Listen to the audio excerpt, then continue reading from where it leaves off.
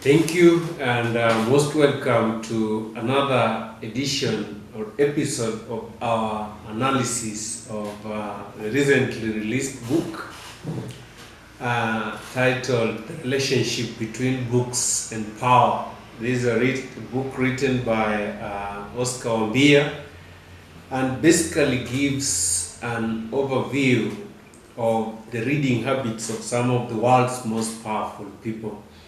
In our previous episodes, we have looked at what the book says in terms of these particular reading habits. In this episode, I would want us to briefly see what the book says about the reading habits of Barack Hussein Obama. You may be aware that Barack Obama was the 44th president of the United States of America.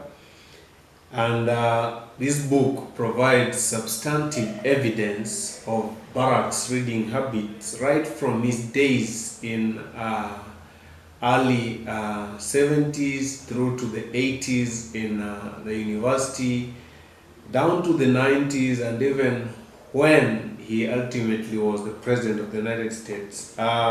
This book discusses several other characters, but for a discussion of Obama's reading habits, readers are encouraged to look at page 16 of the book, moving through to page 35, where the character Barack Obama is discussed in terms of his reading habits. After this video, click down and subscribe to this YouTube channel for continuous episodes of reading habits of some of the world's most powerful. From page 16 through to page 35, you will get to interact with Obama.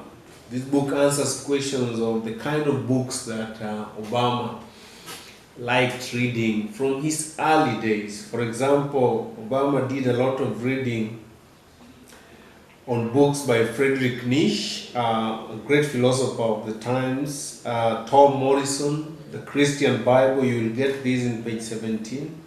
Books by people like Ralph Ellison, James Baldwin, Richard Wright, W.E.B. Du Bois, and several other characters. In page 20, you will get to know what time Obama enjoys reading. There are those of us who have struggled with when do you find time to read.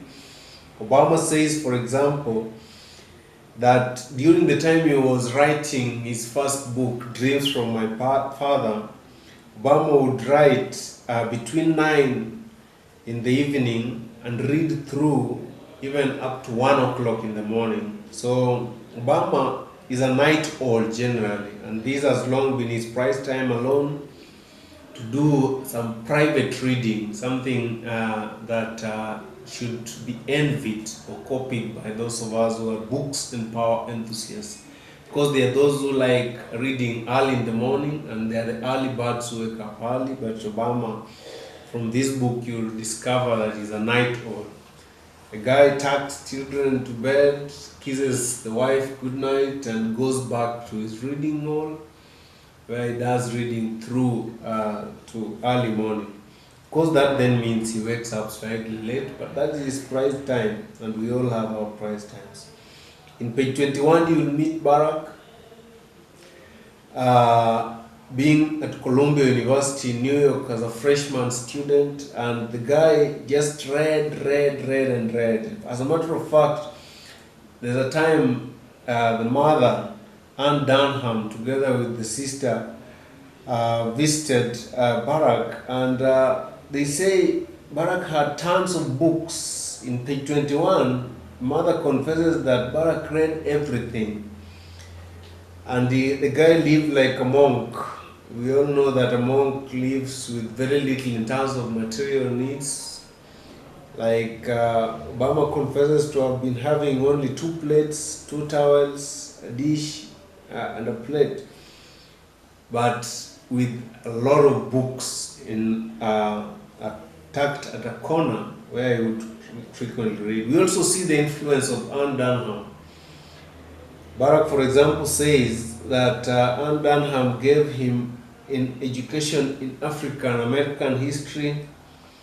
Of course, heavily skewed towards the positive, with Obama's father absent, and wanted to clarify Obama's misconceptions about his racial heritage, and Obama and then gave Barrack a lot of books that would clarify where he stood.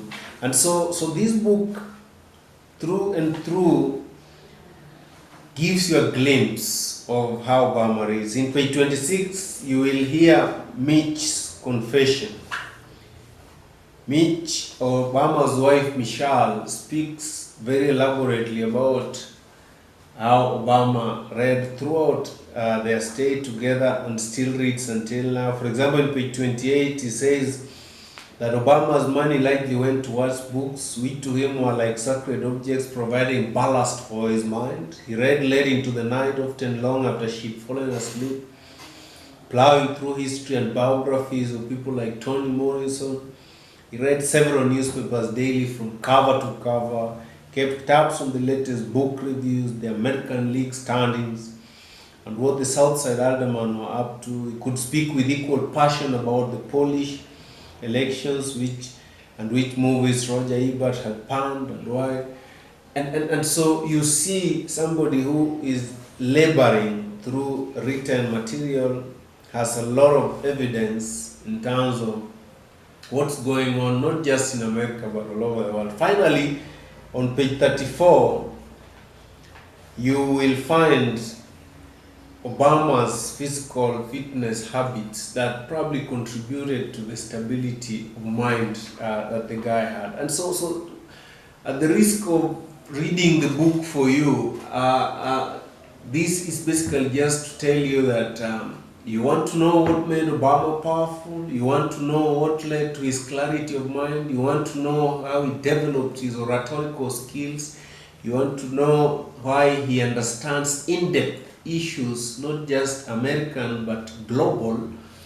You will definitely find Obama reading very omnivorously, very tenaciously, very habitually throughout this book. And so I encourage you to click through the subscribe button down here.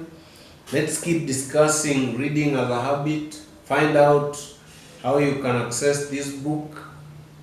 Inbox us, find us on Facebook, and let's discuss the reading habits of the world's most powerful, not just Obama, but even several others whose profiles we'll be sharing with you in this YouTube channel.